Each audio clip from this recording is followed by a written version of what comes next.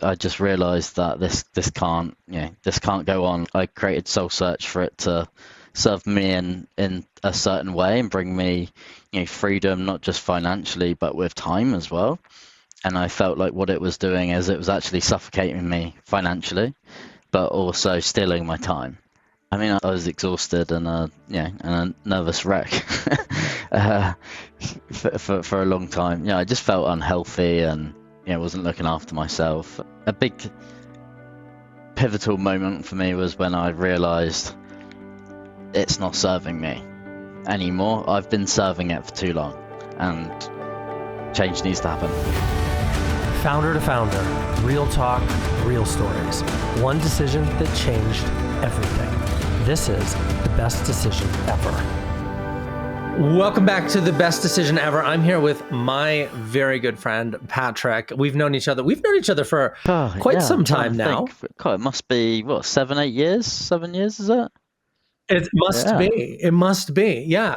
So I'm thrilled. You're an entrepreneur that I look up to. I remember when you started your business. I've watched pretty closely as you've grown it. And so I'm thrilled, absolutely thrilled. Thanks very much for having me. And I remember, must have been 5-6 years ago. We met at the Union League Club. Was it the Union League Club in Chicago? In Chicago, and, Alyssa introduced us.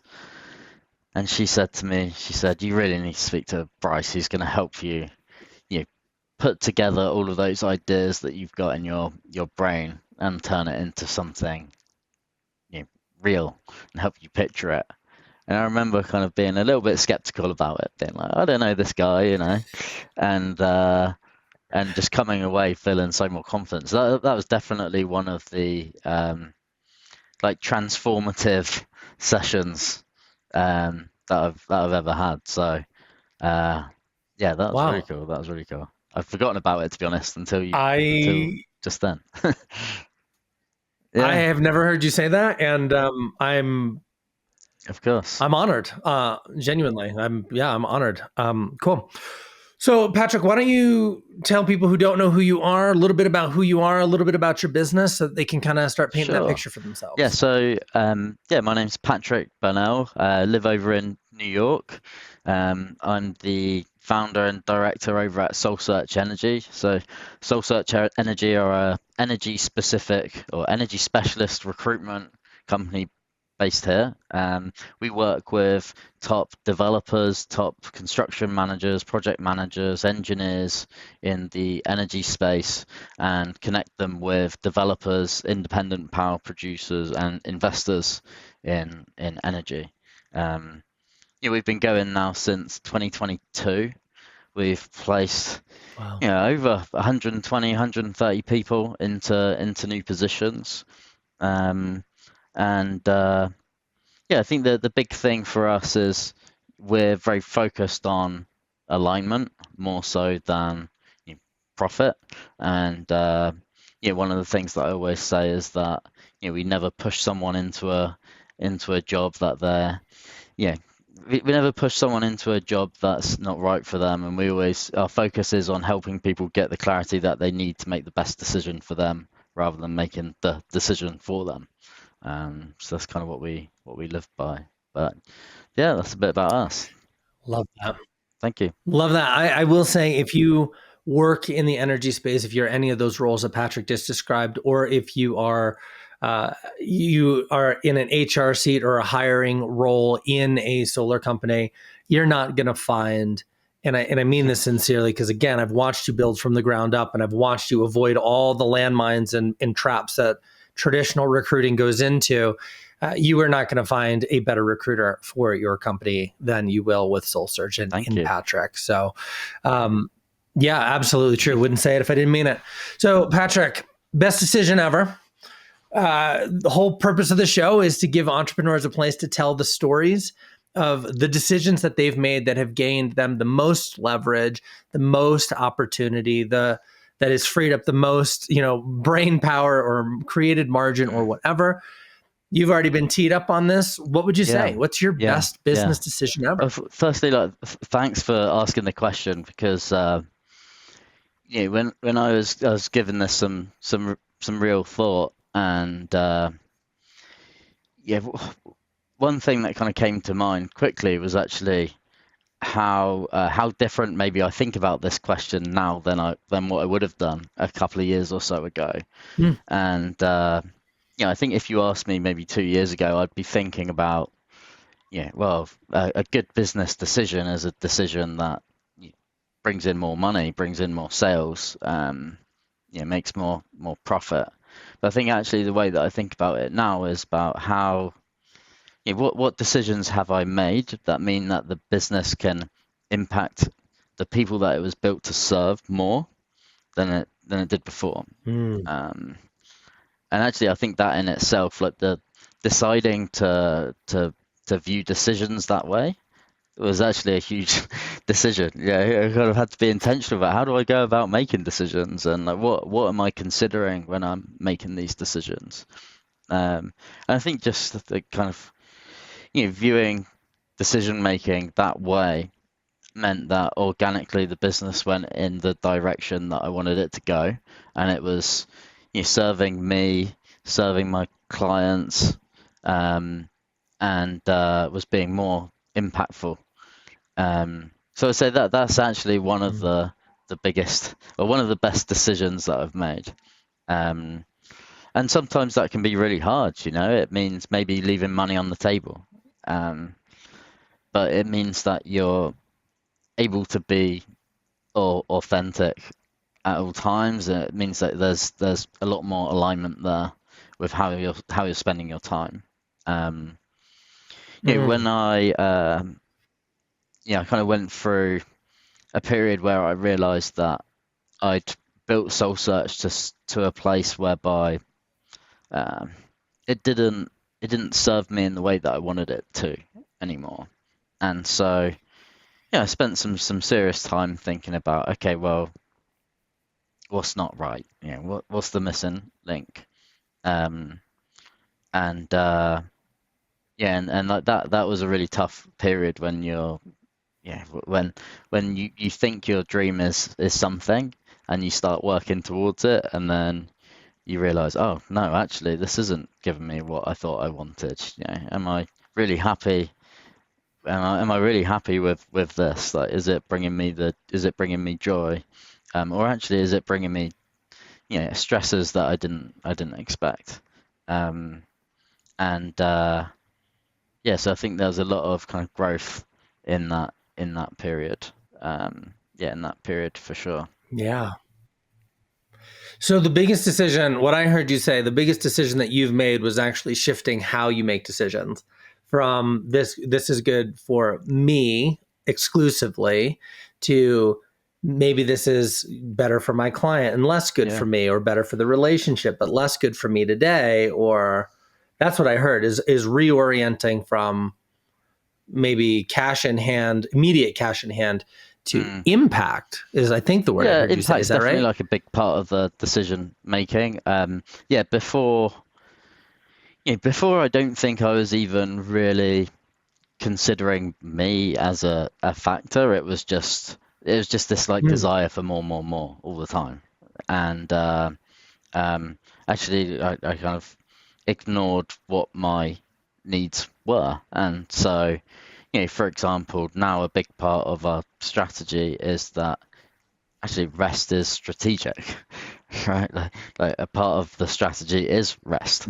And I know that in order for me to show up as the best version of myself, I need to be well rested. And so taking a break is part of my strategy, for making sure that I'm Mm. able to impact the people that Soul Search is built to serve in the best possible way. Because hey, I know if I go, for a certain period of time without switching off for a little while, taking a long weekend or getting some sunshine or whatever it might be, then I'm probably going to be cranky. I'm probably going to be slow. Uh, Sometimes there's things that maybe might get to me that won't get to me when I'm feeling great. Um, and so Yeah. it's just about, I think, you kind of recognizing what the recipe is to yeah, what recognizing what the recipe is to for success, uh, and live in that. And sometimes it's maybe Mm, different to what you're kind of brainwashed into in bigger boiler room businesses. believing. Yeah. Yeah. All right. So let's take a step back. I know some of this story because I know you. How did we get to that place where it sounds like you sort of recognized and realized that the business you had built was not creating the life that you wanted, which as an entrepreneur, I can't tell you the number of times I've woken up, in a cold sweat at 3 a.m. and thought to myself, how did I get here? And it's like I was the architect, the engineer, the builder, and I've created my own hamster wheel. Or I've created my own prison cell. How did that happen for you? Because that's such a real and Mm, relatable story for yeah. entrepreneurs. How did you get there? Well, I guess I can. Yeah, I'll start with the start of Soul Search and kind of walk you through the journey. Yeah. Um, so when I first set up Soul Search, it was just me. I decided to make the move on my own, and the first kind of 9, 10 months or so were really awesome. I kind of got to learn so much about myself, how driven I was and self-motivated that I was, and it's actually one of the more like enjoyable phases or enjoyable chapters of the business that I really look back on quite fondly. And um, Hmm. yeah, it went really really well, and I was just growing in sales month to month. Um, and yeah, I had a client who was at this phase of growth where they were looking to enter a new chapter themselves and hire a bunch of people, and they wanted to retain my services as their exclusive provider. And I saw this as a great opportunity, and it really was. It was an opportunity to have like guaranteed forecastable revenue for the foreseeable. Um, and so that was really like the catalyst for me to make my first hire, where I thought, right, I've got this committed revenue coming in. This is a chance for me to safely like make that first hire, knowing I've got that kind of safety net behind me. And so I did that, and we delivered to that project really well. Um, and then following the completion of that project, it meant that I was then in a situation where we had more money in the bank and we were able to invest more in growth. So, brought on board like a couple of new people, um, and so forth. And I think we got to the point whereby we were at one stage maybe 5 or 6 heads, um, and yeah, like it was yeah, I'd gone from being a sole like salesperson, just kind of making every decision, being the voice on every phone call. It, it was just me. To all of a sudden, um, having other people to think about, and actually kind of being removed from the actual work itself in a way, because I was more overseeing kind of what other people were doing. Um, and Yeah.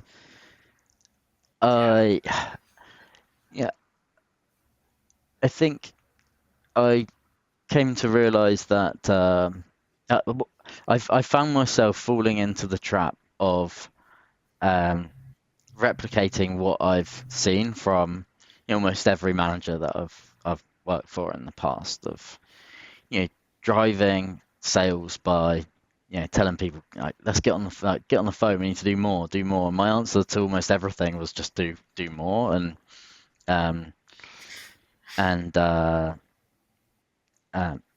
and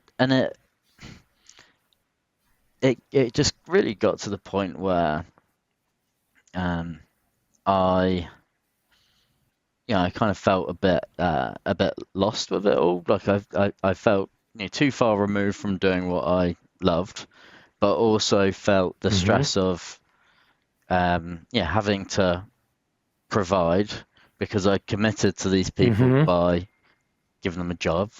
You know, um, I'd I set up commission structures incentivized. Yeah, I set up a commission structure which was designed to incentivize high performance, um, but it didn't. Yeah, it also didn't really punish like poor performance, and I don't think you should necessarily Yeah. punish, but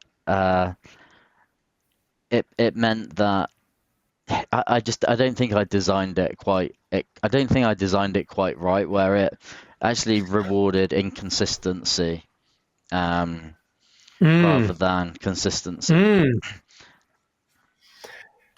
Interesting. So I think a lot of your Yeah, story mirrors my own and probably most entrepreneurs, where you're very good at something. You have a skill set, right? Let's call it a mm, level 10 skill. And you go and do it, and it creates capital. And then that capital, it's like, well, I can either put it all in my pocket, or I can redeploy it. I can go hire someone. I can get an office space. We can hang a sign out front. We can do our own thing, and we can expand. And that's sort of the model. Like, that's what we're all yeah, spoon fed is you're supposed to do. But it does yeah, take you out of the game of what yeah, you're very good at. And yeah, I have felt that. And that's frustrating and hard. And people management, that's a whole different yeah, ball of yeah, wax. yeah. Yeah. It's definitely hard, and I think my when people would like first day employee would say, right, so what do I do? Yeah, how do I start? I'd be say, right, Yeah. do what I do. This is what I do. Yeah, and I kind of created cool scripts and flow charts of what to do in different situations. I said, if you follow this, like you will be successful. Um, but I think Mm. actually what made me successful was like my work ethic and this kind of like relentless desire to be successful and just giving absolutely everything that I've got and taking rejection on the chin. Um, and I think Yeah. you can coach other things, but like coaching that is hard and getting people to like accept Mm. rejection like that can be really tough. Um, and so that was Especially in yeah, sales in roles. Yeah. sales in particular, and yeah, a lot of these were like, experienced Yeah. salespeople. But you like getting them to um, you have to almost sell your soul a little bit, like for those first few months for it to work, and getting Yeah. people who are willing to do that is hard. Um, and no one ever Yeah. will care quite as much as I think you do as a when it's your business. They might say that they do, but Right. putting it on the line is another thing. And you watch the behaviors, and very quickly you Yeah. see you realize that they do not. Yes. So it sounds so you Mm, grew up into this space. You hired a bunch of people. You had a team now. Your Michael Gerber talks about this in the E mm, Myth, which I think is a great book. That you're good at it at a thing. You hire people now. You don't do the thing; they do the thing, and you just mm. manage the people. How did that lead to this intentionality? I mean, presumably things got worse before Yeah. the big change. What happened? Like, what was leading up to that? Yeah, I think I just found myself becoming yeah, overwhelmed with the responsibility that was on my shoulders. Yeah, And I felt like I needed to do more, but also get other people to do more. And I felt like I was having to do more sales myself, but then also get everyone else to do more sales too. And I just didn't have yeah, I just couldn't balance both. Um, and yeah. what I was having to sacrifice was my life outside of my career or The Office. like time away. And it just got to the point where I just realized that this can't go on. Like I created Soul Search for it to serve me in a certain way and bring me freedom, not just financially but with time as well. and I felt like what it was doing is it was actually suffocating me financially, but also stealing my time. Mm. Um, Mm. So that's yeah, the opposite of what yeah, we're going yeah, for. yeah, yeah, and yeah, and I Wow. think it's because I just had this mindset of more, more, more. Like that's what my goal was just more all the time. Um, Yeah. What was it like waking up on a Sunday morning for you during that um, time? yeah, I mean, I was exhausted and yeah, and a nervous wreck uh, for a long time. Yeah, I just felt unhealthy and wasn't looking after myself and Yeah. um, yeah, and it was just it was very tense. I remember feeling so tense, um, but also kind of in denial for a long time as well. Um, Sure.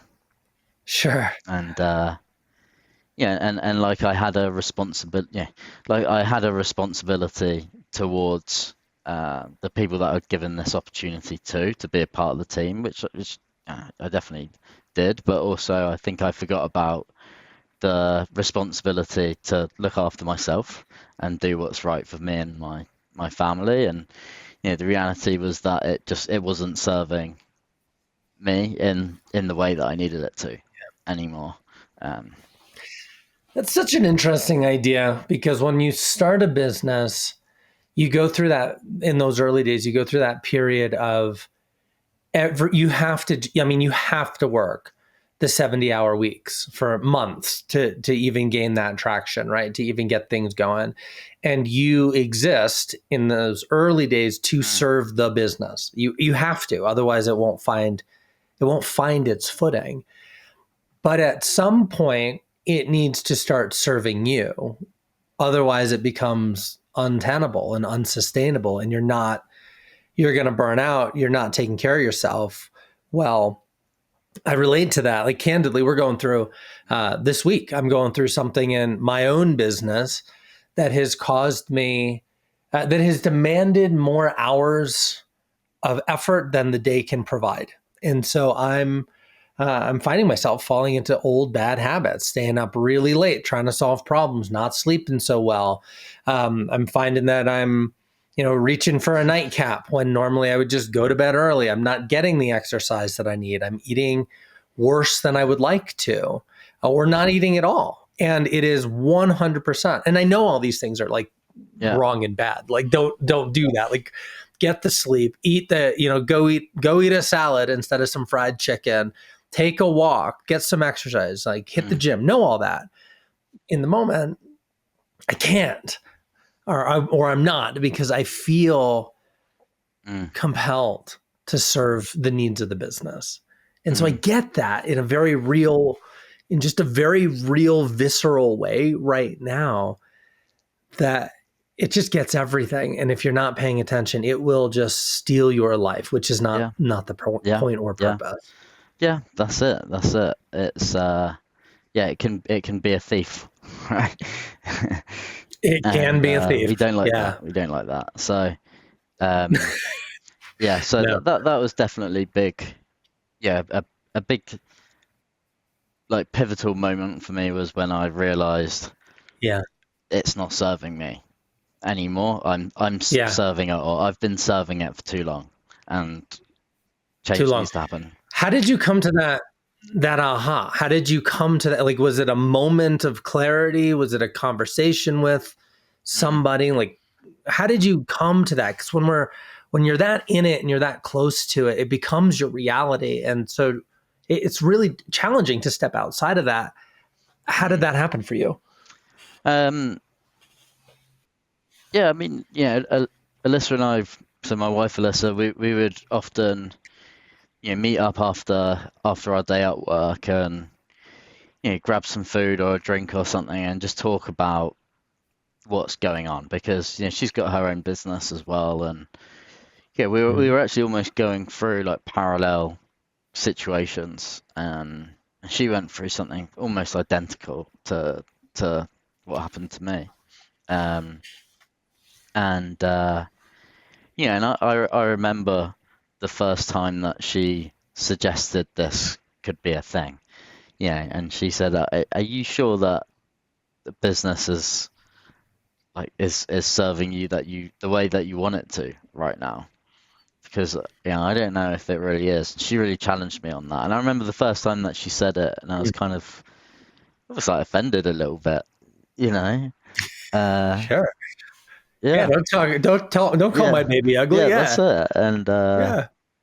it- yeah, and I kind of sat on it for a few weeks or so, and something that kept coming back to my mind, and I kept thinking about, and I think over time I just started to rec to recognize um who I had become as a result Mm, of what I was going through with the business. And I remember little things that really started frustrating me that I didn't want to waste energy on. If someone was late in the morning by 15, 20 minutes, it would rock me for like 4 hours, mm, and I would just be so angry.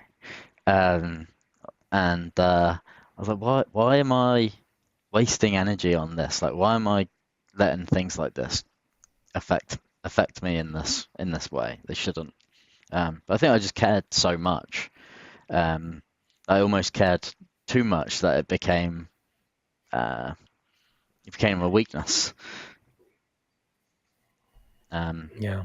that yeah, Yeah. Alyssa was definitely, she was the one that kind of brought it to me in the first instance, and then had conversations in our mastermind group about some of the things that I was going through, and um, yeah, and just over time became more comfortable with the idea that I need to implement some change here, and it needs Yeah. to be quite drastic. Yeah. So what I love about the story is that the conversation that you had with Alyssa was Mm, small. Right? It was a small conversation. It was a single question, or maybe a series of questions over drinks or dinner over time. But what I love about it is you had a mm, truth teller, someone who is outside, but who cares about you enough to help you to find your way back to that plumb line, to you. And I'm a big fan of truth tellers. I'm a believer that if you're a yes man, like, and I may have shared this with you before, is I love and this is like my guilty pleasure. It's the America Got yeah, Talent and the Britain's Got Talent shows. I love them because you're either surprised, like you're really pleasantly surprised, or you're not. that's all right. Sorry. I don't know what's ringing. Hold on. My phone, everything is ringing. Um, Sorry. So I'm a big fan of the Got Talent, the America's Got Talent, the Britain Got Talent. And one of the things that I wonder is when you have these people who get up there and they have all the attitude and the sass and the look and the vibe, and then they go to sing their thing. They're like, I'm going to sing a song, and they sing, and they're terrible.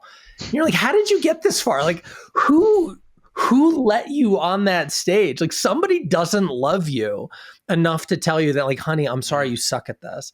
And having those truth tellers is mm, so important. And so I love that it was just a small conversation with your wife that ultimately started you down the path to is this Drew, I'm going to kick you out for a few minutes. Go away. Drew's Okay, all coming in right. next. Um, so it's just Yeah, the truth. that's Sorry, okay. all the interruptions all at once. So I'm just going to back it up Sure. so I can get a clean edit on this. So I love I may have shared this with you. I love the Got Talent series, the America Got Talent, the Britain's Got Talent, because you never know what you're going to get. And one of the things that I think is so interesting is when you get someone who gets up on stage and they have the look and they have the confidence and they have the vibe, and then they sing their song and they're awful. And it's like, who didn't tell you? Like, you're 35. Who didn't tell you long ago that this Yeah. is not your thing? Like, so having that truth teller, and I love that you just had just small conversations with your wife, who is a truth teller for you to help get you back Yeah, to yeah, your truth. yeah. I I mean, it's love so that. important because when you're in the thick of it, it's so hard to sometimes take a step back and recognize Yeah. what's going on. Um, and yeah, if someone can just open your eyes, they can really just help you to. Um, it just encourages that thought process to look deeper. Yeah. And uh, sometimes it's impossible to pull yourself out of it, and you need that person who's going to lend you a hand. So yeah, that Yeah. was definitely her in that instance, that's for sure. So you start to the eyes are open, the scales fall Mm, from from the eyes. You start to see reality as it is. You start to understand that you have become mm, your own jailer through in the building of the business. What's next? How do we alleviate mm, that? What's mm. the action step? I mean, there were other things going on at the same time. Like we're a, clean energy recruitment company, and around about this time was when like Trump was elected, and he was calling it, was it the big green scam, um, and Yeah, that's and got to be good for so business. the market was in a yeah market was actually in an okay spot at that time, but there was a lot of there wasn't much optimism, is what I'd say. And Yeah. there was change for sure coming around the corner. And so, just kind of it it, it, it forced me in a way to make a decision as to, do I want to take this risk by entering this new chapter, with the responsibility of a team behind me, and salaries to pay, Hmm. when there's yeah, when there's so much uncertainty in the market right now. Um, and when you Yeah. put those factors on top of, this this new thing that I just recognized, um, the answer comes to you. Uh, Um, but almost once I'd actually accepted the decision, I tell you what, immediately the weight had like lifted from my shoulders, and Mm. I felt like a new man. uh, um, and it was obviously Yeah. hard, like, telling the team, and the kind of the shame that I felt with that. But almost immediately afterwards, uh, it felt, it I just felt like a huge change. Um, Yeah. Yeah, and for listeners, just to thread the needle on the big decision, yeah, because I know your story, the big decision that you made is you ultimately decided to downsize just yeah, back to the early days, yeah, just back to you, and give it a go yeah. again. That was back in, was that Correct. Yes, that's February right. that Yeah, you, yeah, it yeah, was back yeah. in That's February, right. right? That's right. How, how has it been Good. Yeah, it's been since? good. I think it took me a little bit of time to figure out, like, what's the you know, how do I want to present ourselves in the market now that it's just me. Um, and Yeah. actually, I think what I came to realize is that a lot of the frustrations that companies in the market were having with recruitment agencies is that, maybe they had multiple points of contact. Maybe the person that they were speaking with wasn't the one actually doing the work behind the scenes. People would come Mm. and go all the time, and so now, when you go on soulsearchenergy.com, the first thing you see is a banner that says "Talk to Patrick." Right? It's just that is our USP now. Everything is managed by me. I'm the voice on every phone call. Um, I'm accessible. Uh, I'm the one responding to every Mm. email. We use automation tools, but um, but we also don't overdo it. It's a Yeah. lot more personable, and I think that once I realized that I wasn't trying to pretend to be something that we weren't.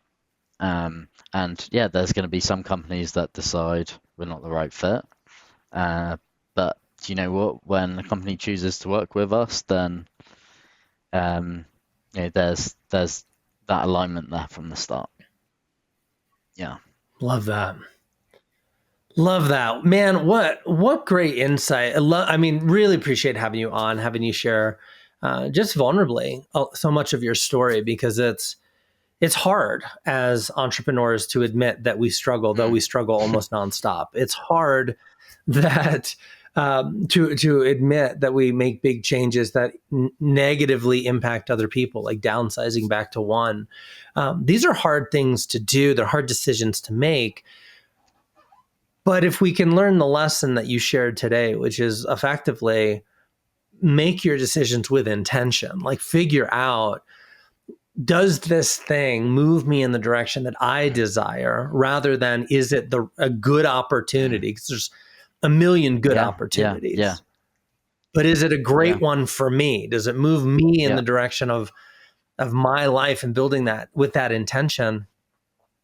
That would help a lot of entrepreneurs, this one included, um, Yeah. make better decisions that don't get me down the line 6 months. I'm like, now I have to upset everything and Yeah. overhaul it Yeah. all Yeah. again, because you're making better That's choices it. from the Yeah. start. Yeah. So good. Patrick, thanks for coming Of on. course. Really do appreciate that. If there are people who are listening to this that are in the clean energy space, they are in solar, they are an engineer looking for their next role, how should they get in touch Yeah, with you? if you go to our website, www.soulsearchenergy.com, there is a link on there where you can just book yourself straight into my calendar. So that's the best way. Yeah, And you and get you'll to talk talk to to me. Patrick. I love it. All right, man. Well, thanks for Of coming on. course. Really do love the story. Wish you all the best as you kind of look over the horizon at an evolving marketplace. Just keep doing you. And Appreciate I it. love you, Love you brother. too. Cheers, man.